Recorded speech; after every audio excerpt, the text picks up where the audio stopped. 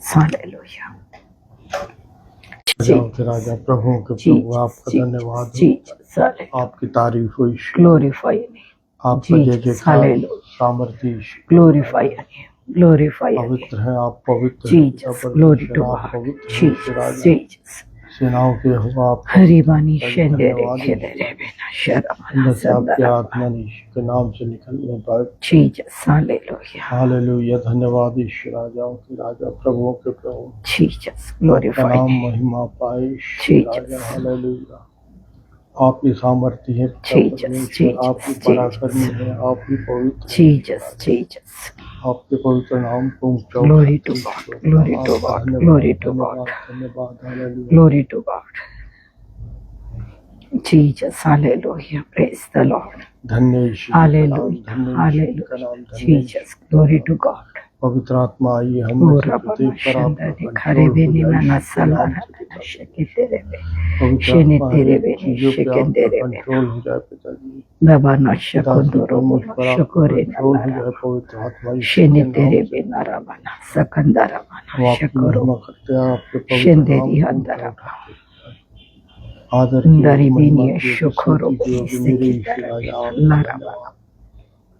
Dariana Shokorobona Sakandare Bene Shakara. Thank you, Lord Master. Jesus, hallelujah. Hallelujah, hallelujah. Glorify your name, glorify your name, glorify your name, glorify your name. Jesus, Rivoni Shandare तारीफो तारीफो तारीफो मेरी यीशु मसीह की तारीफ। Hallelujah, hallelujah, पवित्र है ईश्वर राजा। Hallelujah, पवित्र। Thank you Jesus, glorify your name. आप ही पवित्र हैं, आपका जय जयकार। Hallelujah, hallelujah, Jesus, hallelujah, hallelujah. धन्यवाद ग्लोरी गॉड, जीसस, हालेलुया। धन्यवाद। रिबिनी शंदरे खाराबाना संदरे खाताराबाना शिखेले। धन्यवाद ईश्वर राजा। हालेलुया, धन्यवाद परमेश्वर, धन्यवाद, धन्यवाद, धन्यवाद, धन्यवाद, धन्यवाद, धन्यवाद, धन्यवाद, धन्यवाद, धन्यवाद, धन्यवाद, धन्यवाद, धन्यवाद, धन्यवाद, धन्य ईश्वर जी का नाम। धन्यवाद, धन्यवाद। Praise the Lord. सारी महिमा अपने परमेश्वर को देते और एक बार फिर इस यहोवा मिनिस्ट्री यूके में हम अपने परमेश्वर की इबादत करने के लिए एक छोटे समय में जमा हुए। हालांकि कल होना था, किसी कारणवश हम नहीं हो पाए क्योंकि संडे था। बहुत सी कलीसियाए प्रोग्राम रहते हैं जिसके खातिर हम नहीं हो पाए, परंतु इस वक्त हम कुछ विशेष वचन के साथ अपने परमेश्वर की आराधना करने जा रहे हैं। आमीन, हालेलुया। आराधना कोई गीत गाना नहीं है, आराधना भक्ति है। परमेश्वर को प्रसन्न करना है, उसको भेंट चढ़ाना है, उसकी महिमा करना है। दाऊद के तरफ अगर अपन ध्यान दें तो वो कहता है 7 बार वो आराधना करता है, 3 बार वो प्रार्थना करता है। मतलब कितना उसके अंदर में परमेश्वर की आराधना के लिए एक जलन है, एक ललक है। आज मेरे प्रियो में और आप पृथ्वी में जीवित हैं, उसके पीछे का कारण है क्योंकि वो हमसे प्रेम करता है। हमारी धार्मिकता नहीं कि हम धार्मिकता में हैं, पर बात यह है कि वो हमसे प्रेम करते हैं।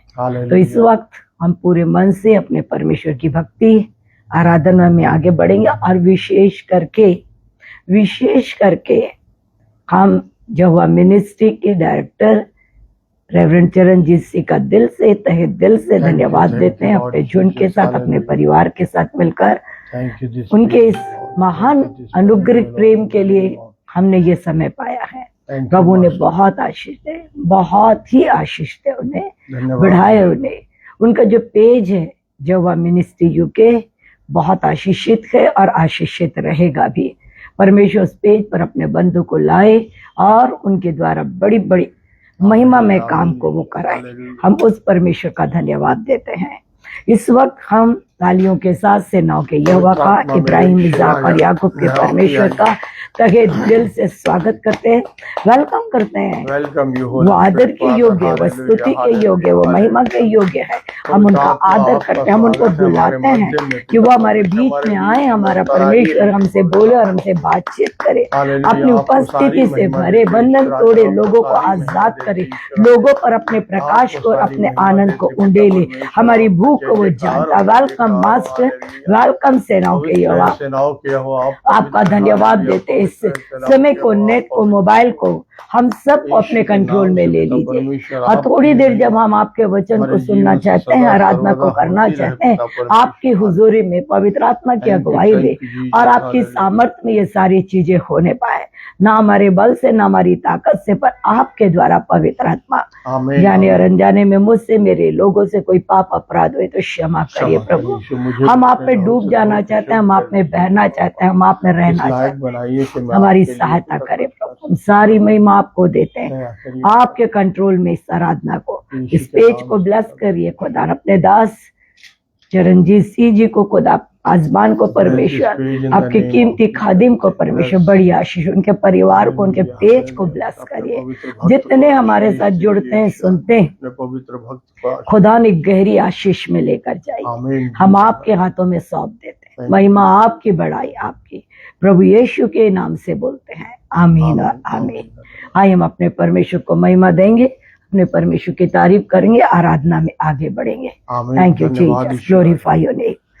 उसका एक वादा है और वो निभाएगा, उसका एक वादा है और वो निभाएगा। उसका साथ ले जाने मेरा यीशु आएगा, मुझको साथ ले जाने मेरा यीशु आएगा, मुझको साथ ले जाने मेरा यीशु आएगा, मुझको साथ ले जाने यीशु आएगा। मसीहा आएगा, मसीहा आएगा, मसीहा आएगा, मसीहा आएगा, मसीहा आएगा। उसका एक वादा है और वो निभाएगा, उसका एक वादा है और वो निभाएगा।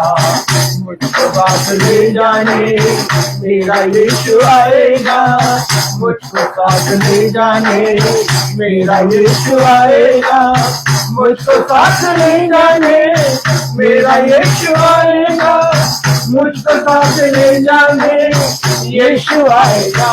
मसीहा आएगा, मसीहा आएगा, मसीहा आएगा, मसीहा आएगा, मसीहा आएगा। उसका एक दिन होगा, कौन जाने कब होगा, वक्त कब होगा, कौन जाने कब होगा, वक्त जब होगा, कौन जाने कब होगा, वक्त जब होगा, कौन जाने कब होगा, वक्त वो अजब होगा, कौन जाने कब होगा। प्यार का मसीहा है वो जरूर आएगा, प्यार का मसीहा है वो तो आएगा।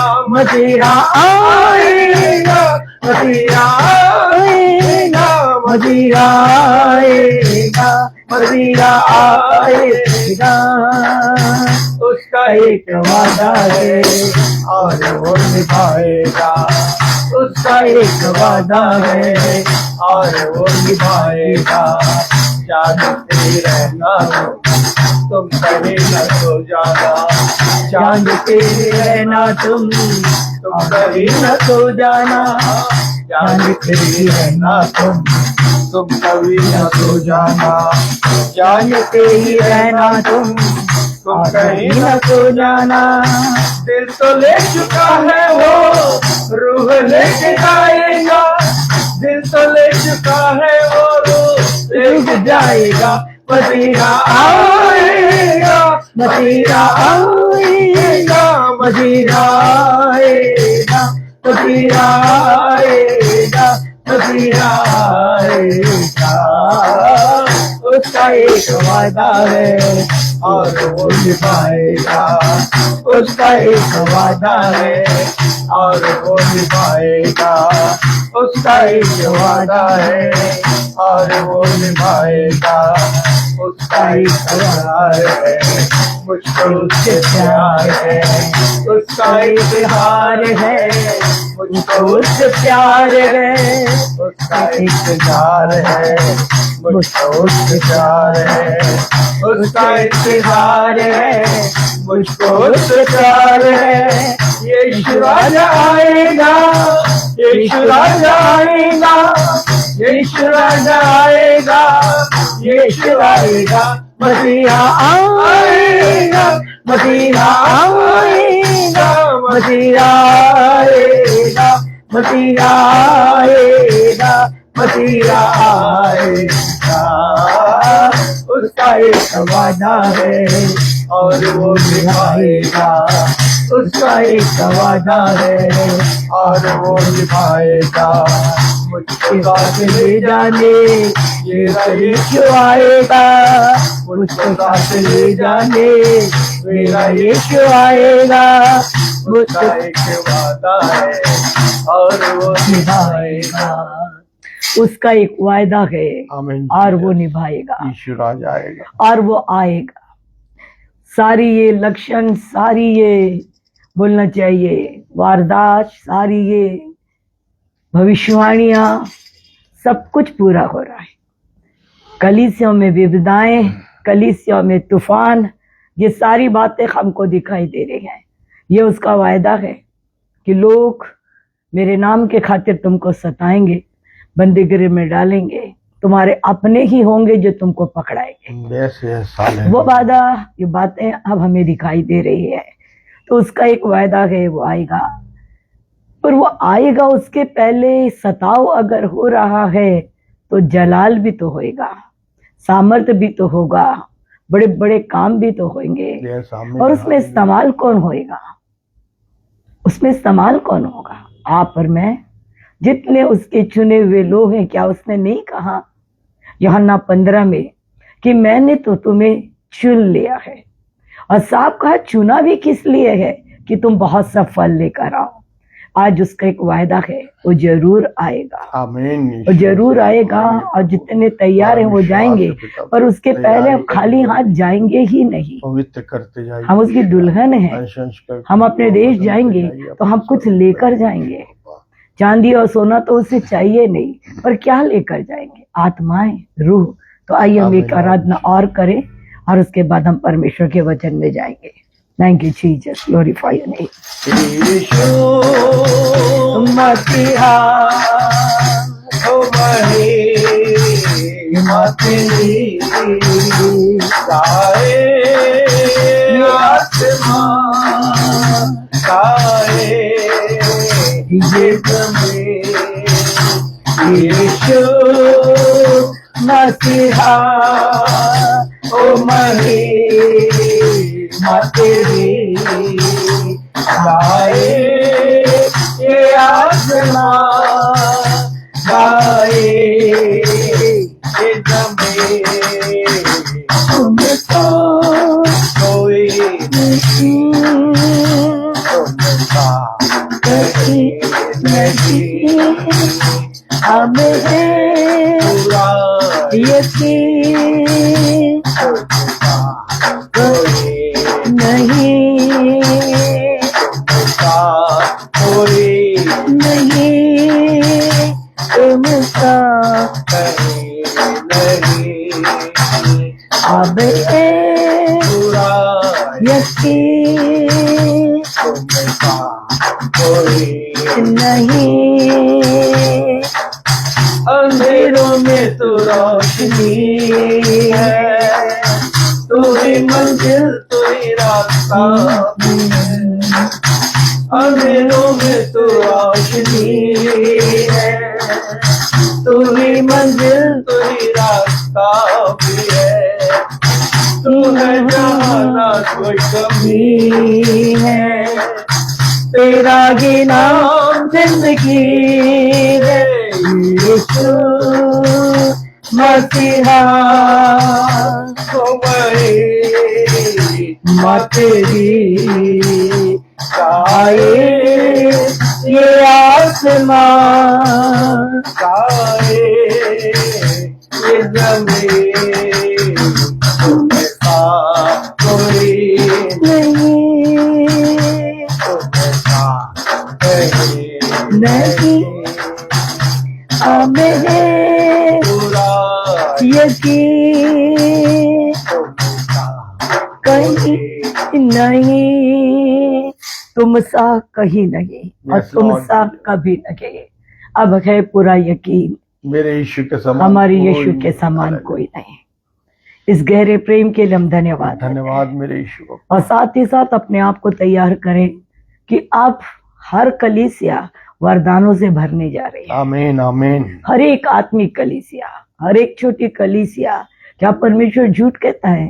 क्या छोटे झूठ मत डर, परमेश्वर को भाया तुझे राज्य दे? नहीं, वो कभी झूठ नहीं कहता। अब हमारे भरने का समय आया है, अब हमारे सामर्थ्य से भरकर इस्तेमाल होने का समय आया है। तो आइए हम सुने परमेश्वर हमसे क्या कहते हैं। खुदावंद थोड़ी देर हम जब आपके वचन को सुनना चाहते हैं, हमसे बोलिए परमेश्वर, बोलिए, हमसे बोलिए, मुझसे बोलिए, मेरे लोगों से, तेरे बच्चों से। ये बहुत ही कीमती वचन है खुदावंद कि हम सामर्थ्य होने जा रहे हैं, भूखे और प्यासे तृप्त होंगे परमेश्वर। ये वचन आत्मिक उन्नति हर खाद के समान हमारे जड़ में काम करेगा। यीशु के नाम से पवित्र आत्मा उतरे और पवित्र आत्मा के द्वारा ये वचन हर एक के प्राणों में, आत्मा, विचारों में समा जाए। हम आपके हाथों में सौंपते परमेश्वर, आपकी बड़ाई करते हैं। जाने और अनजाने में कुछ मुझसे ऐसी बात हुई तो क्षमा करना, क्षमा करिए। परंतु पूरा समय पवित्र आत्मा की अगुवाई में होने पाए।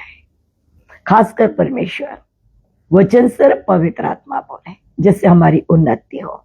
प्रभु यीशु के नाम से आमीन और आमीन। आइए हम थोड़ी देर परमेश्वर के वचन को देखेंगे। ये जो वचन है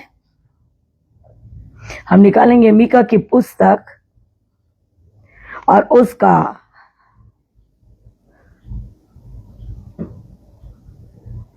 5वां अध्याय, और उसमें एक एक वर्ड्स को हम अपनी आत्मिक उन्नति के लिए पवित्र आत्मा के द्वारा सीखेंगे। यह हमारी उन्नति है। लिखा हुआ है, अब हे बहुत दलों की स्वामिनी। लिखा है, अब हे बहुत दलों की स्वामिनी, दल बांध कर इकट्ठी हो, क्योंकि उसने हम लोगों को घेर लिया है। किसने हम लोगों को घेर लिया? क्योंकि उसने हम लोगों को घेर लिया और इस्राएल के न्याय के गाल पर सोटा मारेंगे। इस्राएल का न्याय है कौन? क्या इस्राएल का न्याय कोई मनुष्य के कांधे पे सौंपा गया है? ये इस्राएल के कांधे पर कोई मनुष्य की ताकत काम करते हैं? नहीं, ये परमेश्वर यहोवा का पुत्र यीशु मसीह, उसके लिए लिखा है कि वो इस्राएल के न्याय के गाल पर सोटे मारेंगे।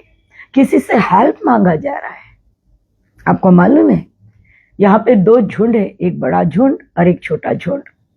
बड़े झुंड से हेल्प मांगा जा रहा है और वो बड़े झुंड की व्याख्या की गई है कि वो बहुत दलों की स्वामिनी है। स्वामी नहीं लिखा, स्वामिनी।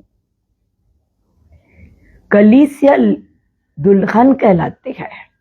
परमेश्वर दुल्हन को लेने आ रहा है। स्त्रीलिंग है ये सब, ये स्त्रीलिंग है।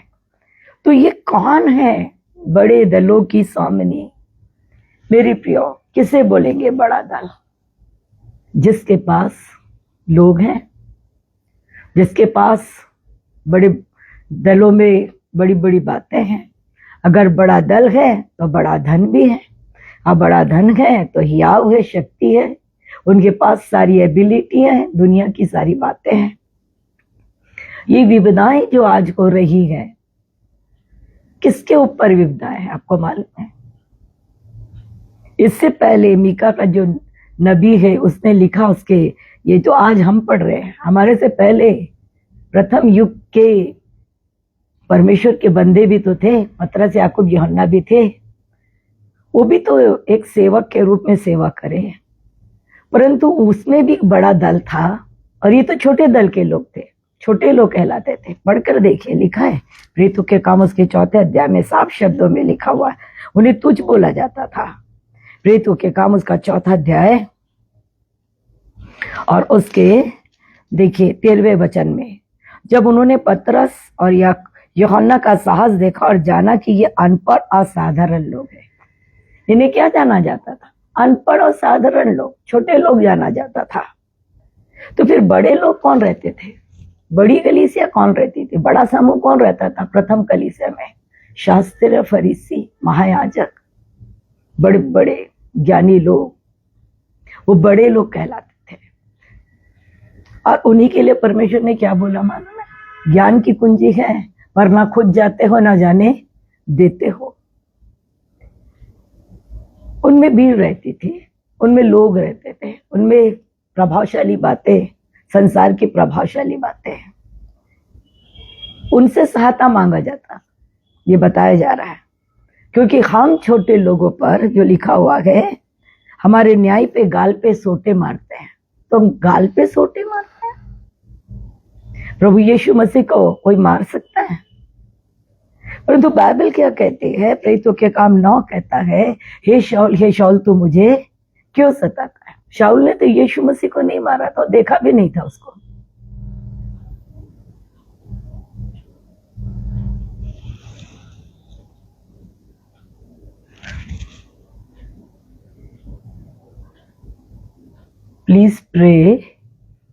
Please sister pray for my paralysis Tinku.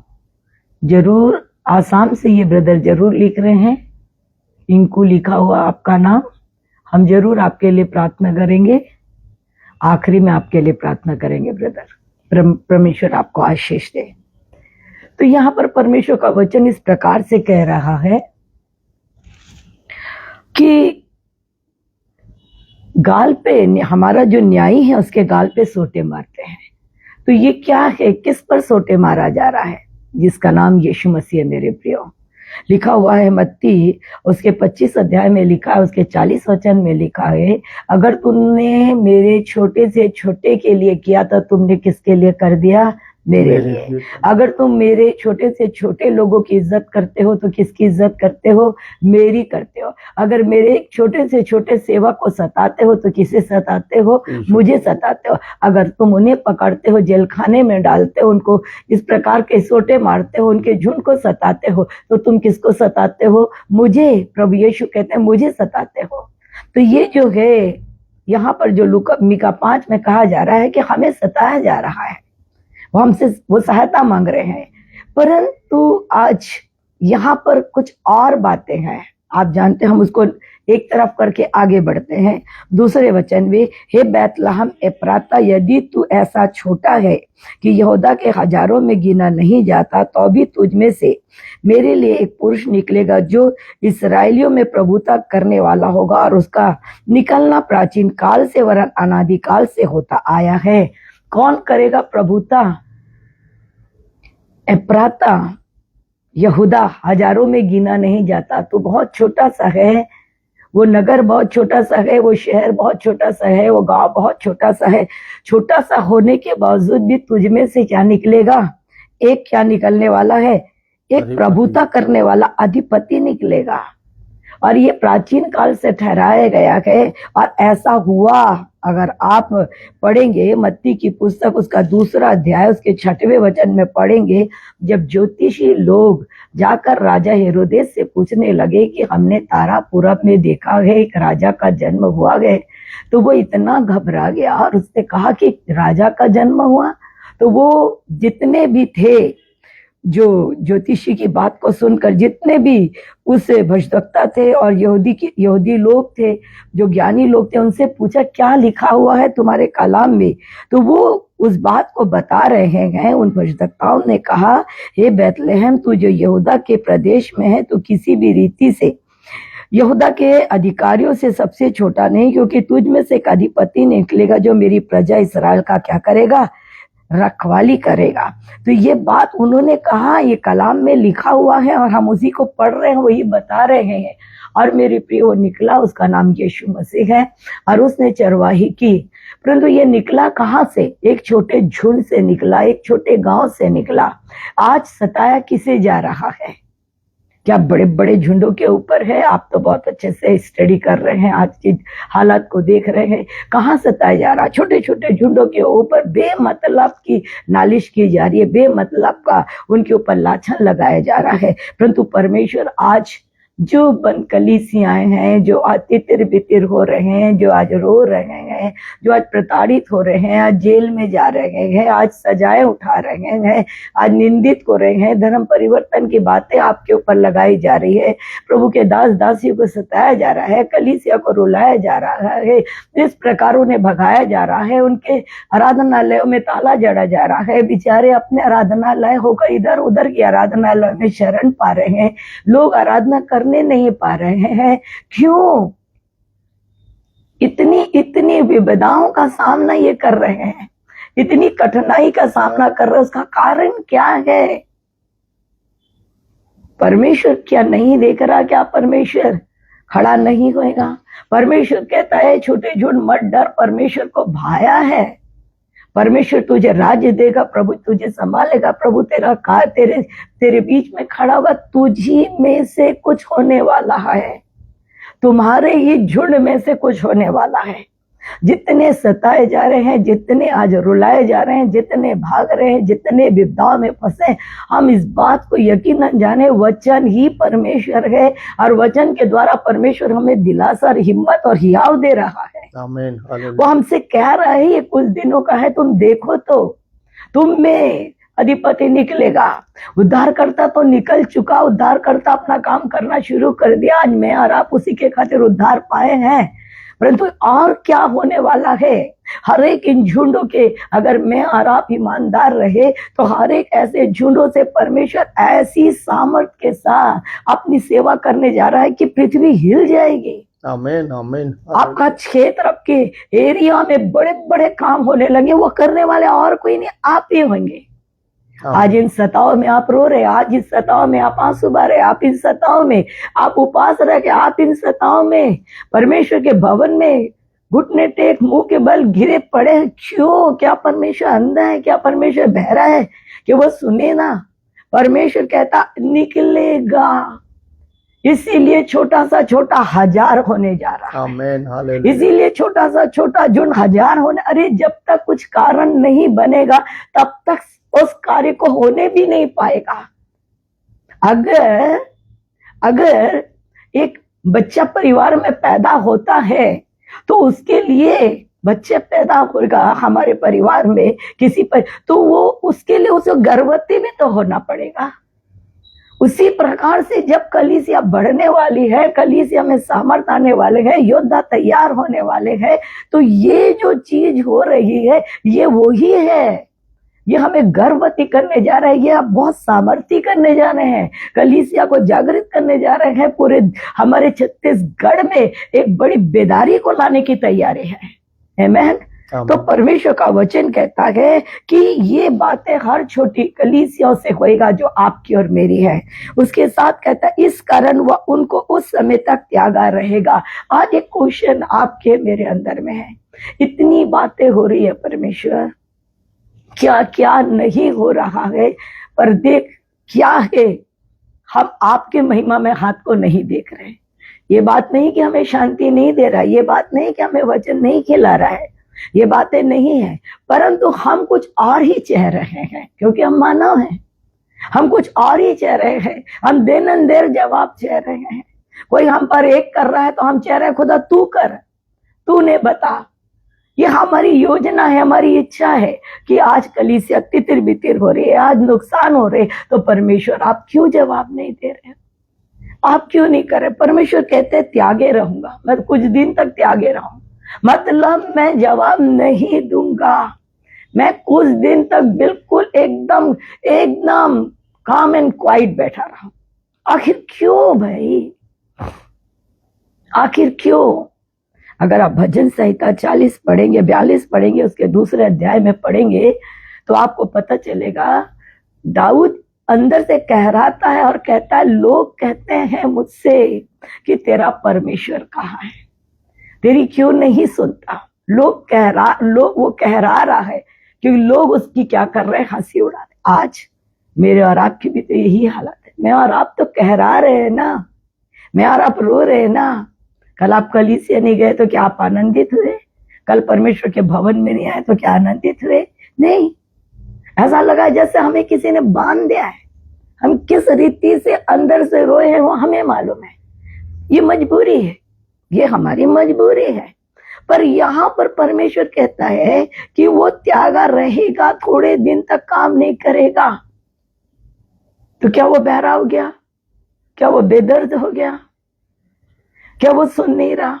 जबकि वचन कहता, भजन संहिता 34 कहता है कि वो तो सुनने वाला परमेश्वर है, आमीन, हालेलुया, वो देखने वाला परमेश्वर है। फिर क्यों नहीं?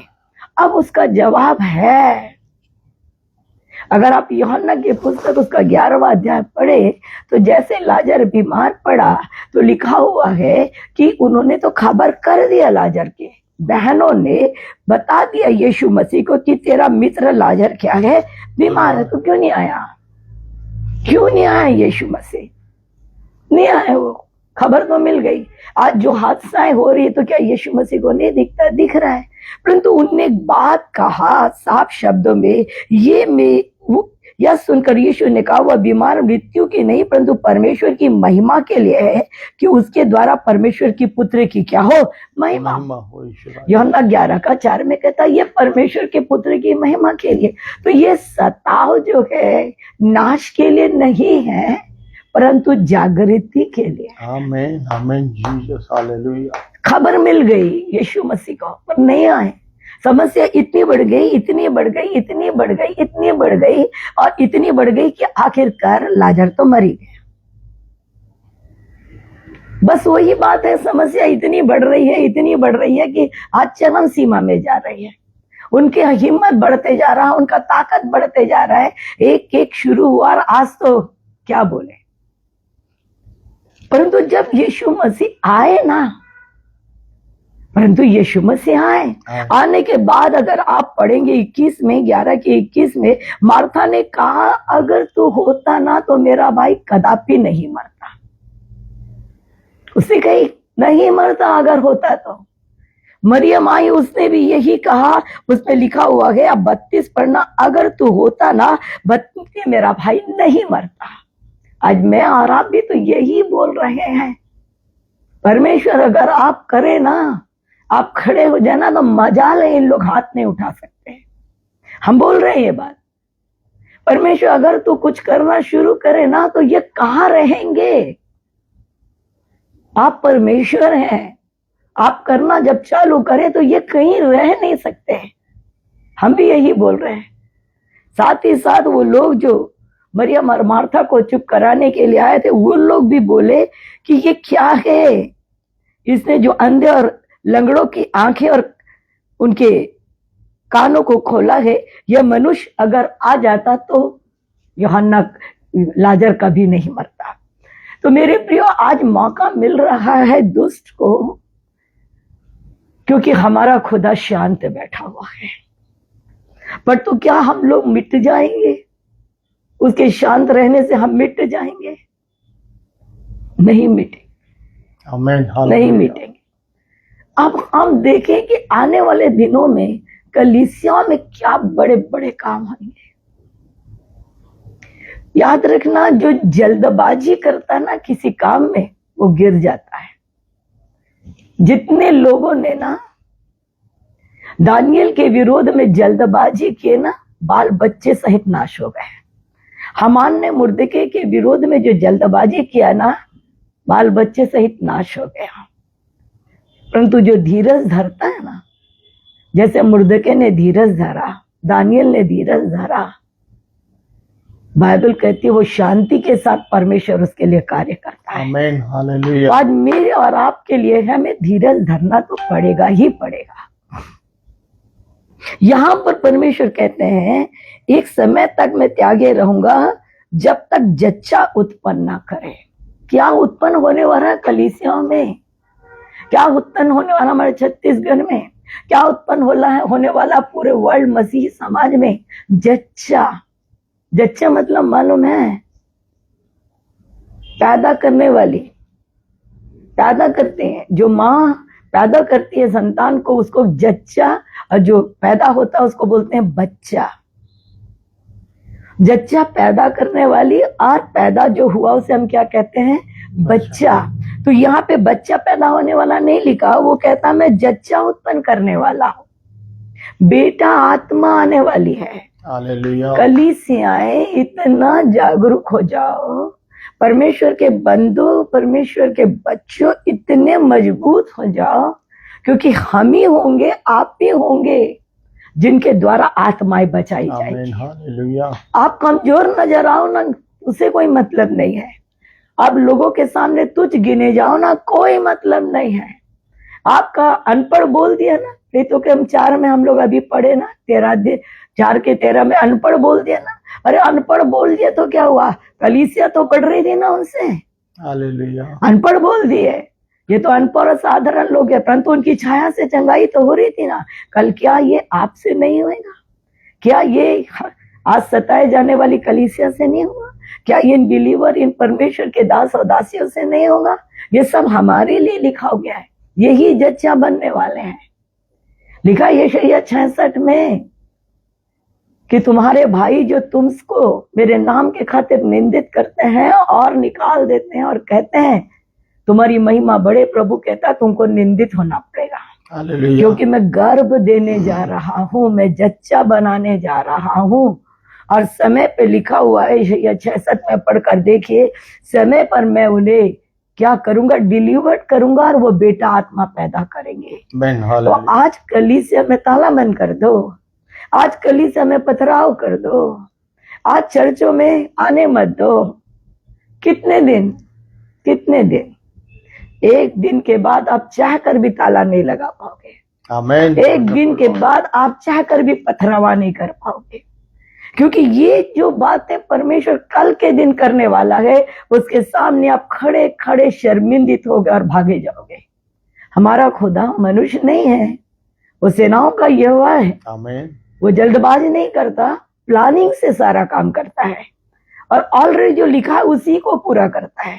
तो कहता मैं जच्चा उत्पन्न करूंगा। आज जितना सताना सताए, परंतु यही जो है बिलीवर्स जो है, जो रो रहे हैं, चिल्ला रहे हैं, आंसू यही कल आत्मा विजेता बनने वाले हैं। इन्हीं के अंदर से माइटी सामर्थ बहने जा रही है, इन्हीं के अंदर से माइटी काम परमेश्वर करने जा रहा है। और कहता जच्चा उत्पन्न करेंगे, तब इस्राएलियों के पास उनके बचे हुए भाई लौट कर उनमें मिल जाएंगे। उनके भाई लौट कर उनमें मिल जाएंगे। उनके भाई चले कहाँ गए भाई? ये बैक स्लाइडर वापस आएंगे लिखा है। बैक स्लाइडर का वापस आना, अगर वचन पढ़िए, कुत्ता अपने छाट को चाटता वैसी वाली बात असंभव है। वो नहीं आते हैं, वो नहीं आ पाते हैं। शैतान उसमें 7 बदरुएं, ऐसी गंदी बदरुएं डाल देता है, वो नहीं आ पाते हैं। परंतु प्रभु कहता वो आएंगे, क्योंकि मैं लाऊंगा। हालेलुया। आमीन। वो चले क्यों गए हैं? वो तो प्रभु में थे, वो तो प्रभु की संतान थे, वो तो प्रभु की आराधना करते थे, प्रभु की भक्ति करते थे, पर वो परमेश्वर के भवन से चले क्यों गए? उनका मन क्यों? क्योंकि उनको अपने कान की खुजली के अनुसार वचन नहीं मिल रहा था। उनको कान की खुजली के अनुसार वचन नहीं मिल रहा था। वो खरा वचन बर्दाश्त नहीं कर पा रहे थे।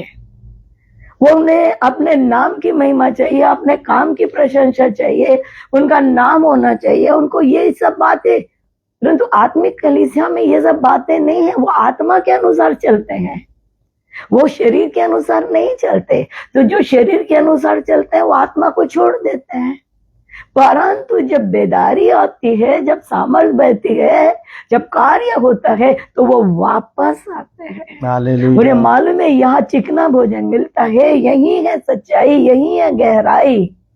फिर आपके भाई वापस आ जाएंगे, आपका परिवार वापस आ जाएगा। आज जहां कहीं भी है, आज जिस भी दुनियादारी में घुस गए हैं, परंतु उन पर छाप लगा हुआ है। लहू का घेरा लगा हुआ है। प्रभु कहते वो वापस आएंगे। तो ये जो परमेश्वर थोड़ी देर के लिए शांत बैठा है और इनको इतना पावर मिल रहा है, तो उसका कारण आने वाले दिनों में उसका लाभ जो होगा, सब बातें मिलकर भलाई कहता है, वो होगा। उसमें यही होगा कि आत्माएं विजेता कलीसिया बनेगी और उनके लोग वापस आएंगे। आप कहता है, और वो खड़ा होकर यहोवा की दी हुई शक्ति से और अपने परमेश्वर यहोवा के नाम के प्रताप से उनकी चरवाई करेगा। फिर वो खड़ा हो जाएगा। आज तो अब खड़ा नहीं हुआ। आज इतना सताव हो रहा है, आज इतना ये हो रहा है, आज ये हो रहा है। अभी हमें लग रहा है वो खड़ा नहीं हो रहा है, वो दिख नहीं रहा है, हमें लग रहा है, परंतु क्या वो हमेशा के लिए थोड़ी ना हो गया है? जरूर है। आने वाले दिनों में लिखा, मैं कलीसिया में खड़ा हो जाऊंगा। आने वाले दिनों में मैं झुंडों में खड़ा हो जाऊंगा। सामर्थ, वो झुंड सामर्थ्य हो जाएगी, वो झुंड पावरफुल हो जाएगी। प्रेरितों के काम 2 अध्याय पढ़कर देखिएगा, जब पवित्र आत्मा की सामर्थ उतरी तो पतरस उन 11 में से खड़ा होकर बोलने लग गया। तो क्या पतरस खड़ा हो गया था? वो तो वही पतरस था जो भग गया था। खड़ा कौन हुआ? खड़ा किसने किया? उसका नाम यीशु मसीह, उसका नाम पवित्र आत्मा। जब जन्म का लंगड़ा चंगा हो गया, अब देखिए, तब लोग उसे पकड़ने लगे, तो उसने बोला हमारे तरफ ऐसे कैसे बढ़ रहे, जैसे हमने कर दिया। उसका नाम यीशु मसीह। मतलब अब इन कलीसियाओं को जो आज रो रही है, इस बात को जानना पड़ेगा, मान लेना है कि कल के दिन आपके झुंड में पावरफुल परमेश्वर की अनॉइंटिंग बहेगी। वो सामर्थ के साथ लिखा हुआ है, खड़ा होएगा। वो सामर्थ के साथ खड़ा होएगा। और लिखा हुआ, मैं चरवाही करूंगा। आज क्या चरवाही नहीं कर रहा है? क्या आज आपके कलीसिया में, क्या आज छोटे झुंडों में, बड़े झुंडों में, क्या आज परमेश्वर का वचन नहीं बांटा जा रहा? बांटा जा रहा है। फिर भी वो बातें नहीं है जो आने वाले दिनों में होगी। आमीन। वो क्या बातें होंगी? क्योंकि वो बोल रहा है कि मैं चरवाही करूंगा। तो क्या बातें होंगी? देखिए, जब पतरस के ऊपर वो एनॉइंटेड, वो अभिषेक, वो सामर्थ उतरी, जब पवित्र आत्मा के ग्रिप में आया और जब वो सामर्थ, उनकी अगुवाई, उनकी चरवाई करने लगा, तो पतरस का डर ही खत्म हो गया। पतरस का डर ही खत्म हो गया। जब तक यीशु मसीह थे तब तक तो डरता भी था, भागता भी था, बहुत सी बातों को करता था।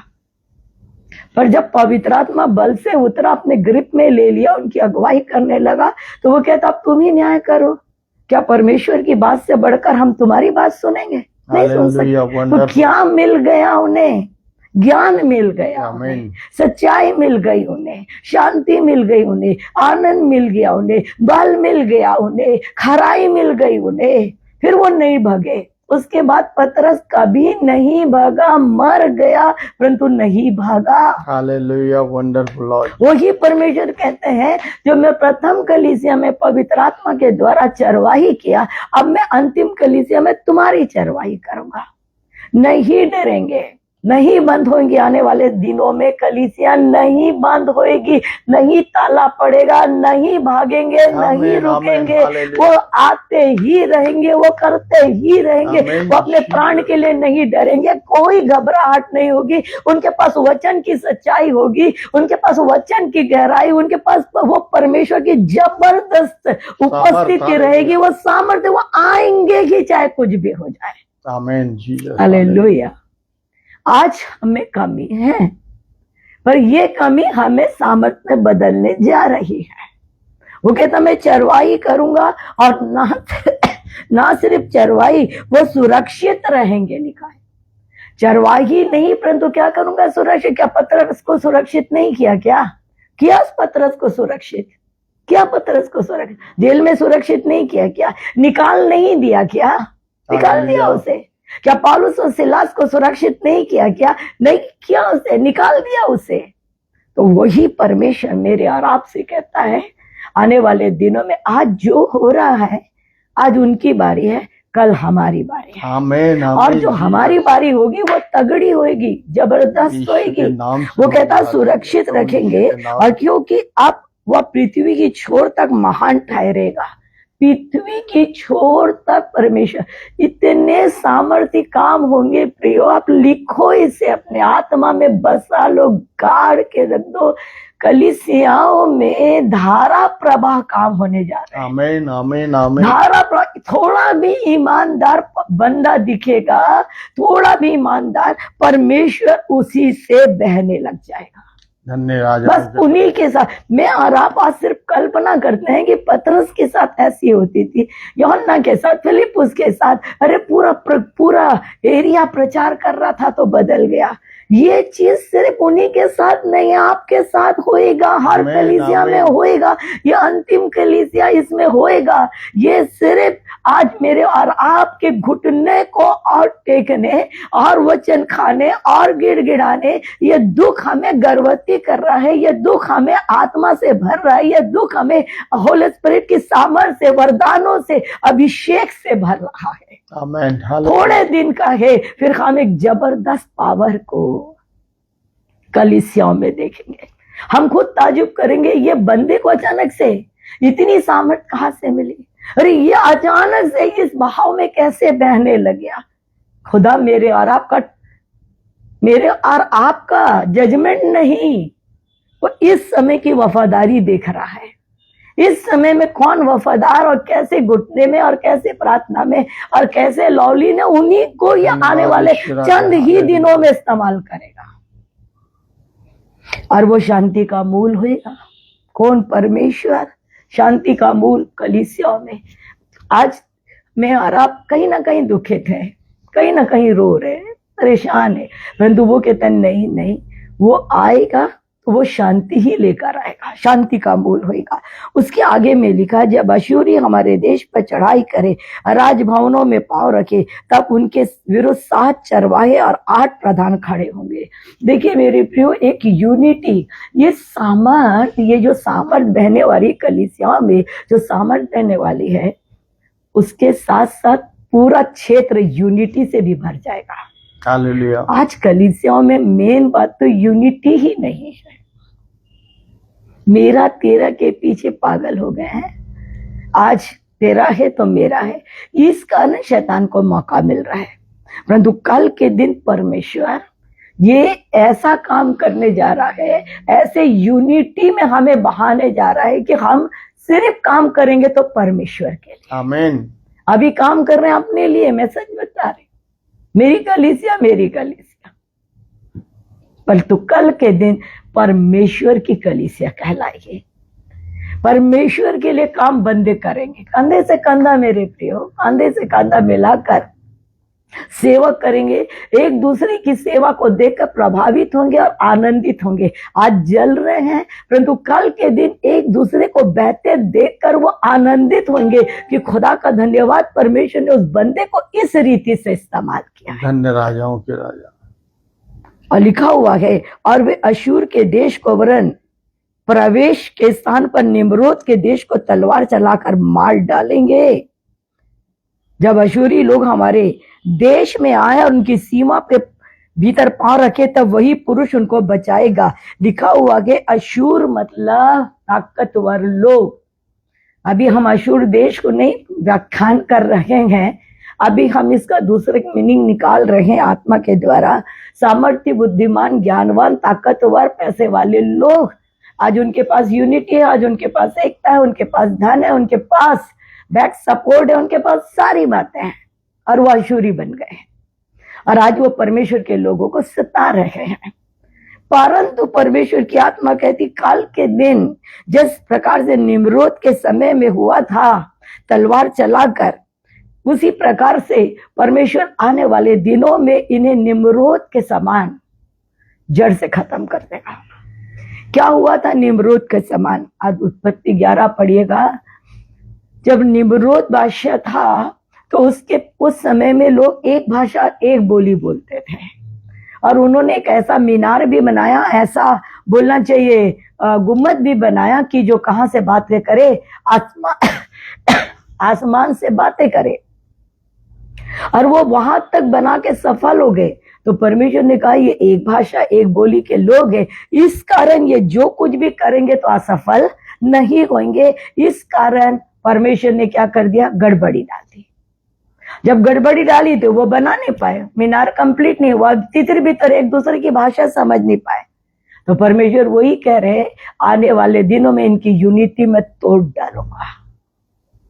जिस प्रकार निम्रोद के समय में हुआ, वैसी जो यूनिटी के साथ ये काम कर रहे हैं, आप समझ रहे हैं भाषा को मेरी, वो यूनिटी परमेश्वर तोड़ डालेगा। ये आपस में एक दूसरे के विरोधी हो जाएंगे। Hallelujah, wonderful Lord.